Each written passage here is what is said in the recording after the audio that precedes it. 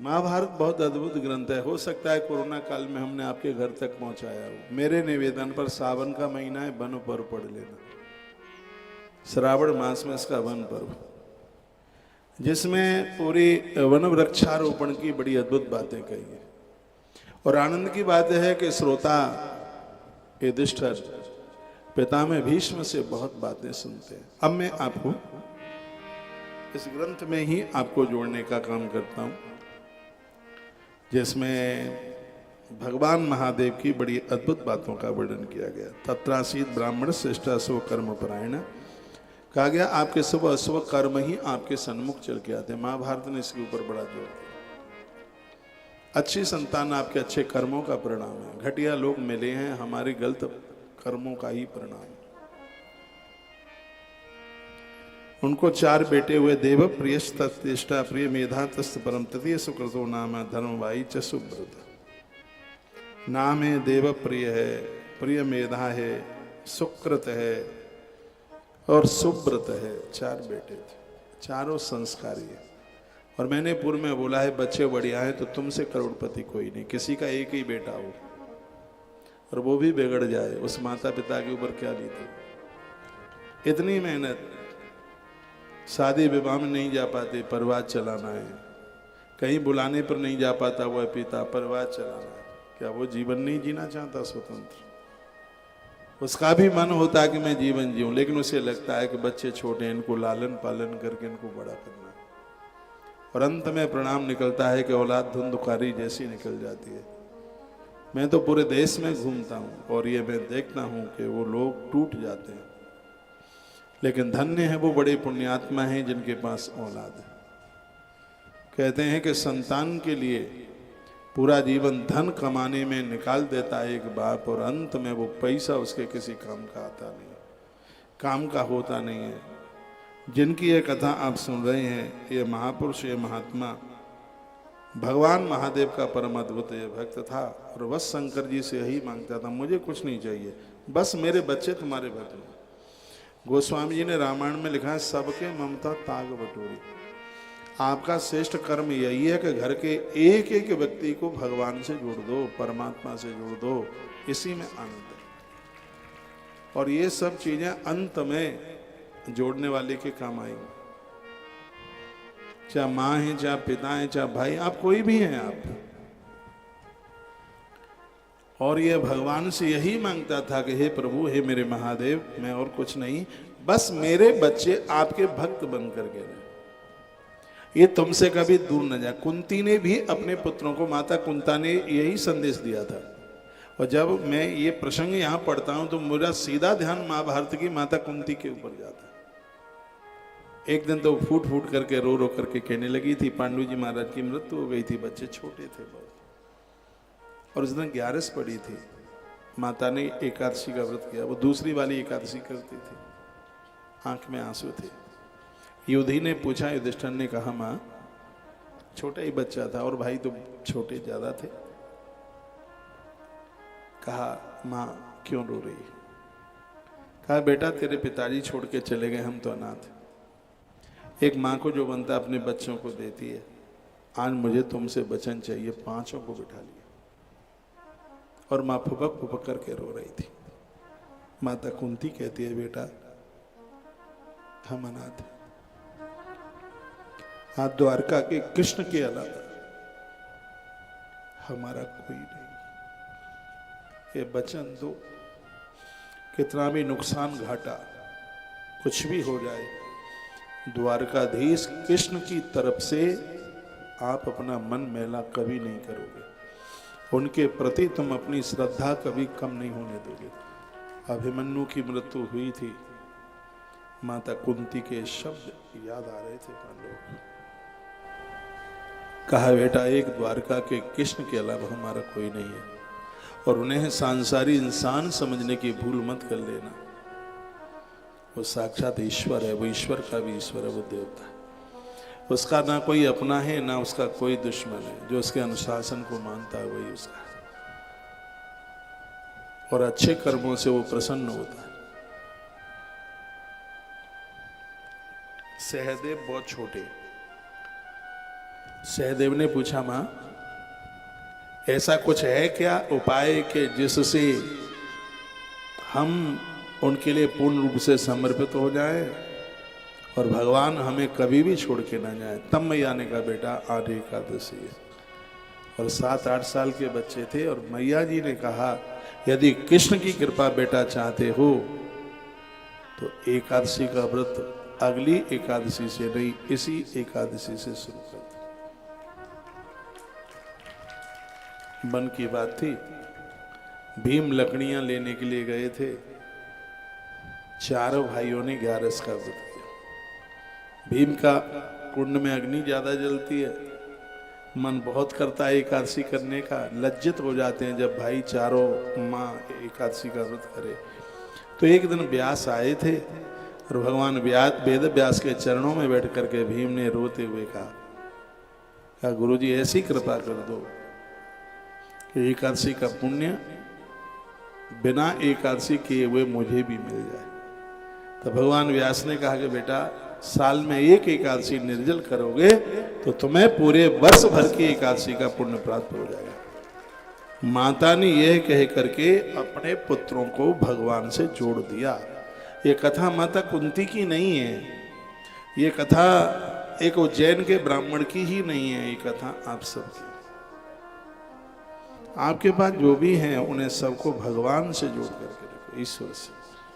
जो भाल पर चंदन नहीं लगाते हैं, तिलक नहीं लगाते, आपके ही बच्चे हैं, पति है, पत्नी है। अब दुनिया को मैं क्या कहूँ, जो मेरी व्यासपीठ से जुड़े यहाँ बैठे हैं या मुझे टेलीविजन पर सुन पा रहे, आप तिलक चंदन के बिना नहीं रहिए। चंदनम महत पुण्यम सर्व पाप प्रणाशनम, आपदाम अपहर्तारम लक्ष्मी तिष्ठति सर्वदा। चंदन शांति तो देता ही है, आरोग्यता देता है, गरीबी का हरण करता है, आपत्ति का हरण करता है। चंदन भगवान के तिलक की है महिमा है। जब चंदन तिलक लगा करके आओगे तो मुझे पता लग जाएगा कि ये मेरे व्यासपीठ के भक्त हैं। बच्चों को भी कहिए, खुद भी लगे। और ऐसा नहीं है कि हम व्यासपीठ पर आते हैं तभी ये चंदन तिलक रोली लगा के आते हैं, हम अकेले में भी होते हैं तो भी हम इसके बिना नहीं रह सकते।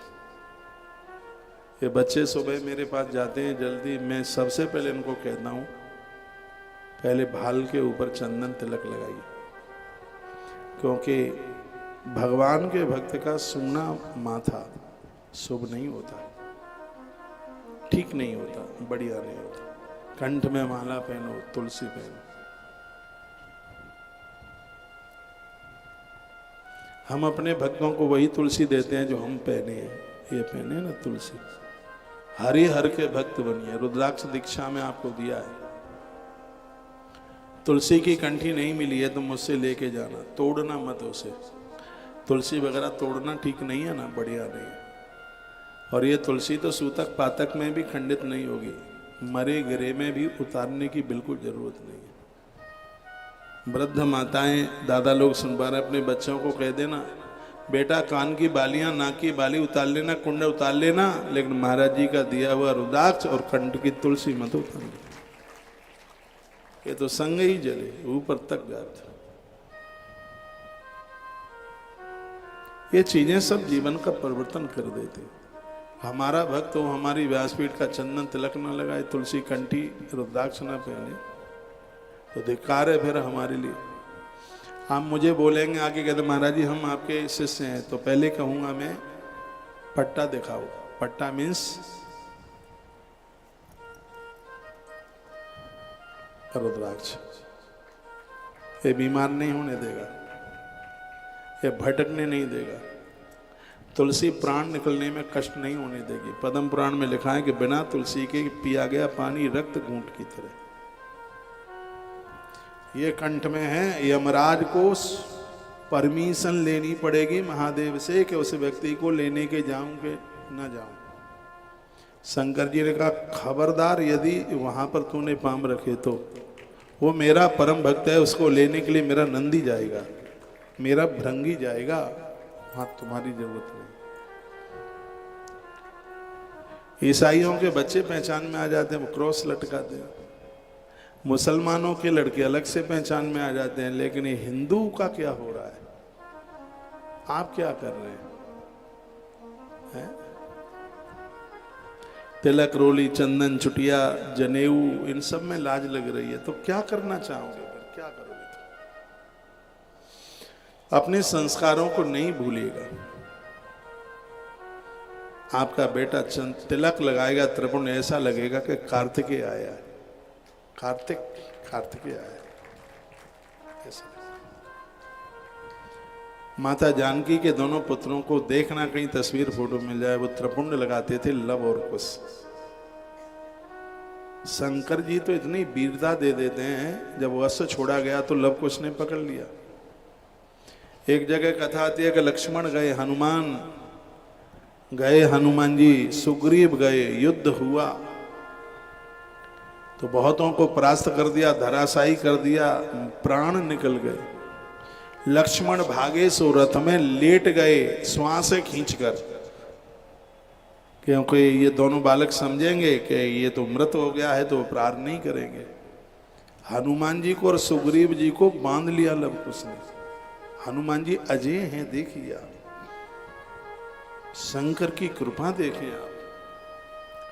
पकड़ करके लेके आ गए डेरों में, जहां वो गुरुजी के वाल्मीकि आश्रम में रहते थे। दोनों को ले आया, हनुमान जी सुग्रीव को ले आया, और आके कहा, माँ एक बार देखो हम क्या लेके आ गए। इतने सुंदर से बंदर लेके आए हैं, 2 रोटी दे दे खिलाऊं। मैया जी ने आकर के देखा तो वहां हनुमान सुग्रीव लंबे होके माँ के चरणों में लेट गए। मैया रो पड़ी और कहा कि लव कुश, क्या ये किया? तू जानता ये कौन है? तेरे बाप के प्राण बसते हैं इसके हृदय में। और हनुमान जी के हृदय में तो सीताराम सरकार बसते ही, उन्होंने छाती फाड़ के दिखा दिया था। ये तूने क्या किया? मैया आगे बढ़ी तो लक्ष्मण मूर्छित, और दुनिया भर का कटक वहां पर सेना लक्ष्मण की मरी हुई पड़ी थी। तो मैया क्या बोली? मैया कहती है कि अपने पति के प्रति सच्ची श्रद्धा है, और अपने इष्ट के प्रति मेरे दोनों पुत्र लव कुश समर्पित हैं, श्रद्धा से भगवान का ध्यान करते हैं। मेरे बच्चों के अंदर यदि कोई पापकृत कर्म नहीं है तो हे मेरे प्रभु, ये जितने मरे हैं वो सब जिंदे हो जाए, इतना का सब जीवित। ये संस्कार दिए हैं। जब आपके बच्चे इतने धार्मिक बनेंगे, दुनिया को छोड़िए, देवता भी फूल बरसाएंगे। और हम चाहते हैं कि वो भारत फिर एक बार दृष्टिगोचर हो। आपके बच्चे ऑफिस भी जाएं, बहुत बड़ा त्रिपुंड नहीं तो टपकी तो लगा ही सकते हैं। कंठ का तिलक बड़ा, 12 जगह तिलक लगाया जाता है, 12 जगह, 12 तिलक जैसे के कंठ पूरे प्राणों की रक्षा करता है। छाती पर लगाया जाता है, बाजुओं में लगाया जाता है, कंधों, कलाई पर, भ्रुकुटी के मध्य में। तो ये तो कर सकते हैं, ये आप बोलेंगे तो बिल्कुल करेंगे। एक बार तस्वीरें गौशाला की दिखाना, जो गुरुकुल के बच्चे त्रिपुंड लगा करके गौ माता की आरती उतारते। अभी काफी अधिकारी गौशाला है, वो बोले कि इतनी सुंदर बालक। एक तो अधिकारी कहता है, क्या कमाल है, ऐसा बेटा मेरा भी होता तो मेरा जीवन कृतकृत हो गया। बेटा पैदा हुआ ये बड़ी बात नहीं है, लेकिन भगवान का भक्त पैदा हुआ ये बहुत बड़ी बात है। ठाकुर जी का इन्हें भक्त बनाइए, इन्हें प्रभु का दास बनाइए।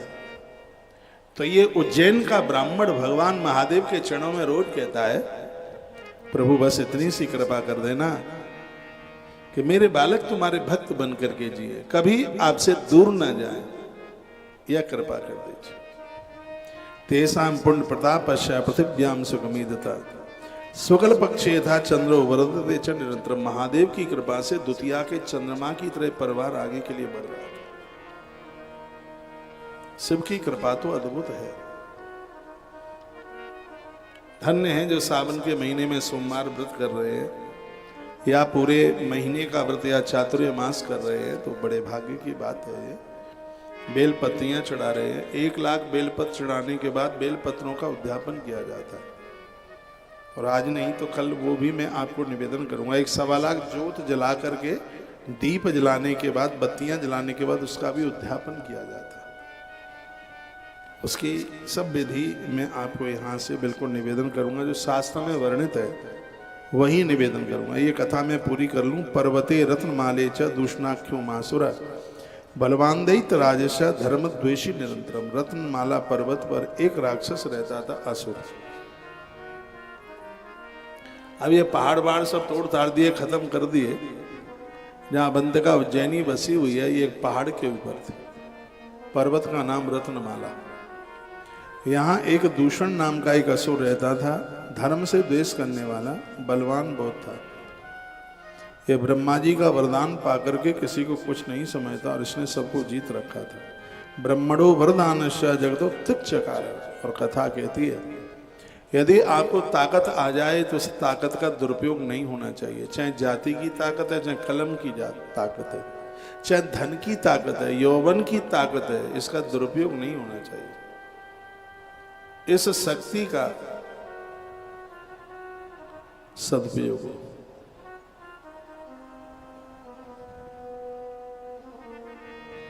उसकी दुर्गति नहीं।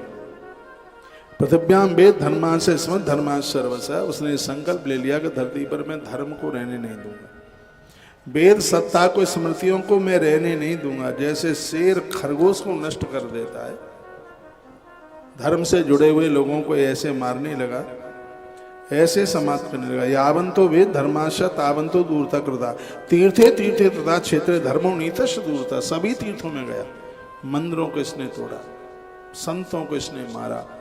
इतना बड़ा अन्याय, इतना बड़ा अपराध इसने किया। सर्वे देवा मया लोके राजा नशा पराजिता बशे किम ब्राह्मण सक्यान कर्तुम दैत्य सत्यम। कहा जाता है कि तुम पूरी दुनिया को अपने वश में कर सकते हो, लेकिन एक ऐसा ब्राह्मण है जिसको तुम अपनी ताकत से बस में नहीं कर सकते, अपनी सहजता से उसे आप अपने बस में कर सकते। मृत्यु लोग ऐसे ही भगवान है। परमात्मा को कोई धन के द्वारा बस में अपने में कर ले, नहीं। हनुमान बन जाइए वो आपके बस में हो जाएंगे। गोस्वामी जी ने लिखा है, बहुत प्यारी चौपाई है। सुमेरी पवन सुत पावन नामो अपने बस कर राखे। हनुमान किसे कहते हैं? जिसने अपने मान का हनन कर लिया है। अहंकार को धूल धूसत कर दीजिए, खत्म कर दीजिए, भगवान बस में हो जाए। तो उसने सोचा कि इन ब्राह्मणों को मैं अपने बस में करूंगा। तो उस दुष्ट ने पृथ्वी पर हर प्रकार का विधर्म, बहुत बड़ा अन्याय, अपराध किया। एक बार उसे वह इस अवंतीपुरी में भी अपराध करने लगा, धुंध मचाने लगा।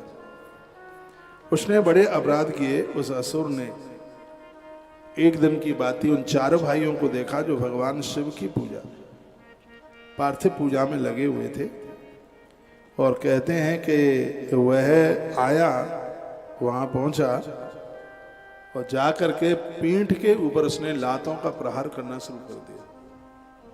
वो चारों के चारों पूजा में लगे थे, चारों भाई, और इतने में यह आया और इसने प्रहार किया तो धड़ाम से वो मिट्टी के शिवलिंग के ऊपर वो गिरे। कष्ट तो भारी हुआ, लेकिन भगवान से नहीं रहा गया।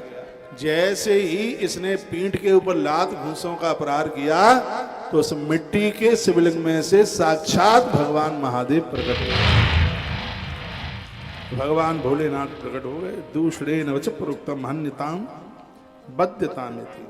वेद प्रिय सुदय, वेद प्रिय के वो चारों बच्चे पूरा देख रहे थे। भगवान महादेव ने उठाया और ऊपर से धरती पर पटक करके और अपने त्रिशूल के द्वारा वो दुष्ट का पेट फाड़ दिया, खत्म हो गए। आकाश से दुनिया फूलों की वृष्टि, जय जय उद्घोष, जय जयकारी की आवाज आने लगी। वो चारों के चारों ब्राह्मण पुत्र चरणों में गिर पड़े भगवान शंकर के में। शिव जी ने उठाया, खड़ा किया, कंठ से लगाया और कहा, तुम्हारी पूजा आराधना से मैं भारी प्रसन्न हूं, तुम हमसे कुछ मांग लो। इस कलयुग में मैं निवेदन करूंगा, यदि कोई व्यक्ति आपको ये कह दे कि भैया आपने बड़े अच्छे अच्छे काम किए, भैया आप सहयोग ले लीजिए, और हमारी कभी भी तुम्हें जरूरत पड़े तो हमें बता देना, तुम्हारा सहयोग हम करेंगे। वो कोई इंसान नहीं, कोई परमात्मा ही किसी न किसी भेष में आपको ये बोलने के लिए आया, भगवान आया। एक किसी व्यक्ति का एक्सीडेंट हो गया, सड़क पर चिल्लाता रहा, मुझे बचाओ बचाओ, राम बचाओ, कृष्ण बचाओ, हनुमान बचाओ। ना हनुमान जी आए बचाने के लिए, ना कृष्ण जी आए, ना राम जी आए। एक व्यक्ति आया 800 मारुति कार थी उसके पास, उसने उसको डाला, एक्सीडेंट व्यक्ति को अस्पताल पहुंचाया। कुछ दिनों के बाद वो ठीक हो गया। वो आदमी प्रचार करने लगा, कोई भगवान भगवान नहीं होता। मैंने खूब हनुमान चालीसा पढ़े, राम कृष्ण सबको माना, जन्माष्टमी रामनवमी सब किया। मेरे ऊपर तकलीफ आई, मेरे ऊपर तकलीफ आई तो मुझे बचाने के लिए कोई देवता नहीं आया। मैं धन्यवाद करूं उस मारुति कार वाले का जिसने मुझे गाड़ी में डाल करके और अस्पताल पहुंचाया। उसकी वजह से ही मैं आज जिंदा हूं, मैं जीवित हूं। हनुमान जी एक साधु का भेष बना करके आ गए, बजरंगी। हनुमान जी का हनुमान चालीसा पढ़ा था ना, इसलिए उनको तो आना ही था। वो आकर के कहने लगे, अच्छा अच्छा अच्छा, कोई देवता तुझे बचाने के लिए नहीं आया? नहीं तो वो एक आदमी, उसने मुझे पहुंचाया। कहा तुझे पता है उस आदमी का एड्रेस? पता बता, पता है वो आदमी कहाँ का था? कहा डॉक्टर साहब ने कहा था एडमिट करा के वो चला गया, उसका नाम ठिकाना पता नहीं पता। कहा पेमेंट किसने करी, रुपया किसने दिया? कहा कहते हैं वही दे गया, लेकिन वो अपना नाम पता लिखा के नहीं गया। तो साधु ने कहा भले आदमी, वो कोई और नहीं था, वो महादेव ही तुझे अपने नंदी को कार बना करके, स्वयं एक ड्राइवर बना करके और तुझे बचा करके तुझे चले गए। मैं कहना चाहूंगा यदि कोई आपके सहयोग में खड़ा है तो आपकी आराधना, आपका पूजा पाठ, आपकी सहायता के द्वारा ईश्वर ही प्रसन्न हो गया और वही किसी न किसी रूप में काम कर रहा है, परमात्मा काम कर रहा है। मैंने तो ज्ञानेश्वर की जीवनी पढ़ी है, बहुत वर्षों तक भगवान के घर में नौकर बन के रहे। आप महात्मा ज्ञानेश्वर को पढ़िए। झारखंड में और एक ऐसे महात्मा हुए हैं जिनके दरवाजे पर स्वयं महादेव, जिनके घर में बहुत वर्षों तक चाकर बन करके रहे। कुएं से पानी भरना, निलाना, सब काम धाम करना, ये सब भगवान ने किया। बाद में पता चला वो आदमी बहुत रोया कि भगवान ने मेरे यहाँ नौकरी करी। तो परमात्मा कहते हैं कि मेरे लिए जो भी कोई कुछ करता है तो किसी न किसी रूप में मैं उसका चुकता करने के लिए आता हूं। ये स्वयं भगवान बोलते हैं। तो आंख में आंसू आ गए थे जब भगवान ने कहा मांग लो तुम्हें क्या चाहिए। तो चारों की आंखें भर आई। कहा भगवान हमारी तो मौत सामने नाच रही थी, काल हमारे सामने आ गया था, काल हमें मारने के लिए आया, लेकिन हमें बचाने के लिए आप महाकाल बन गए हो। तो आज धरती के उद्धार के लिए हम आपसे यही प्रार्थना करते हैं कि अब आपको जाना नहीं है, एक रूप से इस उज्जैन की धरती पर ही आपको विराजित होना। महाकाल महादेवा दुष्ट दंड कर प्रभु। जो भगवान के भक्त से द्रोह करेगा महाकाल उसको दंड जरूर देगा। इसलिए लोगों को सब निर्णय अपने ऊपर नहीं ले लेना है, महाकाल के ऊपर छोड़ दो। आपके लिए कोई बुराई भी करेगा, आलोचना करेगा, लेकिन आप सिर्फ खुशियां के ही गीत सुनने के ही आदि मत बनिए। मत कहिए इन्होंने हमारे लिए बोला, वो बोला। ये दुनिया ही बोलती रहती है। राम जी को खूब लोगों ने क्या क्या बोला, कृष्ण को क्या क्या बोला, वो तो पचा गए, तुमसे तो पचेगा भी नहीं, इतना कुछ बोला। पूज्य स्वामी विवेकानंद महाराज जी को नहीं छोड़ा। लोग तो बोलते हैं, इनका तो काम ही है बोलना, ये तो पैदा ही हुए हैं बोलने के लिए, काम दो लेकर के आए हैं। हाँ, इसलिए क्योंकि इनको चुगलियां भी खूब अच्छी लगती हैं। एक कान से काम चल नहीं रहा था, सो दो दो लेके आ गए थे। और इतना बोलते हैं कि बोलते बोलते सामने वाले के थूके मारे कपड़े भी गीले कर दे। और कहा जाए इतना क्यों बोलते, उससे इतना थूकते हो? कहते थूक नहीं है, गंगा निकलती है मुंह से। बाचालो लबते नासम, बाचालता का तो नाश होता है। सुनिए, बोलिए कम। जो एनर्जी आप बोलने में लगा रहे हैं उसे भगवान की स्तुति में, भगवान की प्रार्थना में, उसे अच्छे कामों में लगा दीजिए। महाकाल महादेवा दुष्ट दंड करो प्रभु, मुक्तिम प्रक्षण सम्भो संसारा बनसत। हे महाकाल, हे महादेव, दुष्टों को दंड देने वाले, हे शंभु, हे शिव, बस आप कृपा कर दिए हैं, बस संसार से हमें मुक्त कर देना। भगवान उनके ऐसा कहने पर भगवान शंकर ने समय आने पर उनको सदगति दी। उनके कहने पर आज भी भगवान महाकाल प्रत्यक्ष रूप से बैठे हैं। इनको कोई आप प्रतिमा ना समझ लेना। कहते हैं कि आज से 70-75 साल पहले भगवान शिव के आसपास, महाकाल के आसपास खुदाई की गई। ये पिंडी कितनी गहरी है पता नहीं लगा पाया, अनादि और अनंत है। कहते हैं कि भगवान शिव का नीचे का भाग पाताल में है, दिखाई नहीं देता, ऊपर का भाग ऊपर अंबर में लगा हुआ है। ऊपर के तारकेश्वर, नीचे के हाटकेश्वर और मृत्यु लोक के महाकालेश्वर अपने आप में बहुत सिद्ध हैं, बहुत प्रसिद्ध। आप यहाँ पुण्यों से आए हैं, इनकी कृपा से आए, इनकी कृपा के बिना कोई नहीं आ सकता। राजा विक्रमादित्य ने अपना पूरा जीवन यहाँ निकाल दिया, राजा भर्तहरि ने अपनी पूरी जिंदगी यहाँ निकाल दी, महात्मा कालिदास का पूरा जीवन यहाँ निकला है। यदि इसमें इतनी सिद्धि प्रसिद्धि न होती तो दुनिया इतनी बड़ी थी। भगवान श्री कृष्ण विद्या अध्ययन के लिए यहीं क्यों आए? पूरी दुनिया को ज्ञान कृष्ण देते हैं, लेकिन कृष्ण को भी ज्ञान उज्जैन की धरती देती है। बाबा विश्वनाथ के दरबार से गुरुदेव सांदीपन यहाँ चल के आए। गुजरात से विद्या पढ़ने के लिए श्री सुदामा जी यहाँ चल करके आए। तो ये स्थान तो बड़ा पावन है, बहुत पवित्र है। किसी ने मुझे पूछा, महाराज जी हम उज्जैन छोड़ करके दूसरी जगह शिफ्ट हो जाएं? हमने कहा बिल्कुल नहीं, उज्जैन में रहिए। आप दूसरी जगह चले जाओगे तो एक तो उज्जैन का हमारा श्रोता कम हो जाएगा है? फिर हम आएंगे तो हम याद नहीं करेंगे क्या कि वो चले गए। और वैसे भी तीर्थ में रहने वाले लोग उसको शहर नहीं, उसको तीर्थ मानिए। तीर्थ में तो भूखे रह करके भी तीर्थ मिल जाए तो सस्ता है। भूखे रह करके भी तीर्थ मिले तो भी तीर्थ नहीं छोड़ना है। तीर्थ का मतलब ये जो तार दे वो तीर्थ है। आप उज्जैन में रह रहे हैं, अवंतिका में, तो इसको आप शहर मान करके नहीं, इसको तीर्थ मान करो। और इसकी तो महिमा और ज्यादा है क्योंकि सप्तपुरियों में, उज्जैन का नाम सप्तपुरियों में आता है। ऐसा अद्भुत है। कुछ चीजें तो ऐसी हैं इस उज्जैन में जो कहीं नहीं है। 84 महादेव वैसे कहीं है ही नहीं। सांदीपन गुरु जी के आश्रम में खड़ा हुआ नंदी यहाँ के अलावा कहीं नहीं है। 5,500 वर्ष पुराना नंदी। कभी आप वहाँ जाएं तो वहाँ आप जरूर दर्शन कीजिए। 84 महादेव में से भी एक आध महादेव है उस आश्रम में, उनका आप जरूर दर्शन करें। अभी आप महाकाल भगवान की बात सुन रहे हैं। माता हर सिद्धि उनकी दिव्य युग माया है, जो हर का काम करती है वो हर सिद्धि है। भगवान शंकर ने कहा जो तेरे देहली दरवाजे पर आए तो ये मेरा आदेश है कि वो खाली हाथ न जाए, उसके सभी काम होने चाहिए।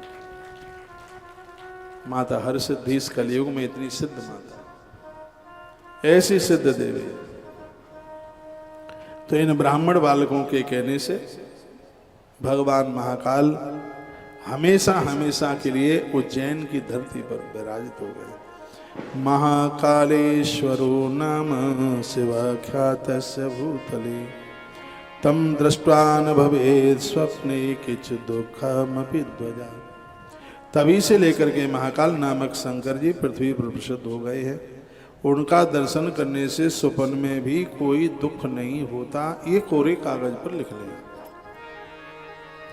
यह श्री शिव महापुराण के 16 नंबर का अध्याय कोट रुद्र संहिता का और श्लोक नंबर 50 नंबर के श्लोक में लिखा है। दर्शन हो गया, उज्जैन आ गई, ये तो बहुत बड़ी बात हो गई। घर बैठ करके भी यदि कोई इनका ध्यान कर ले तो किंचित दुखमपि ध्वजा, स्वप्न में भवे स्वप्ने, स्वप्न में भी उनके जीवन में किसी भी प्रकार का कोई दुख नहीं आ सकता। तो ध्यान तो बहुत कर लेते होंगे तो भी विपत्ति आई है, कर लेते हैं बस। लेकिन अंदर तक घुसकर गहराई तक जिस भी देवता को मानो तो सामने वालों को देखते भी ये लगे कि सच में ये उस देवता का पक्का भक्त है।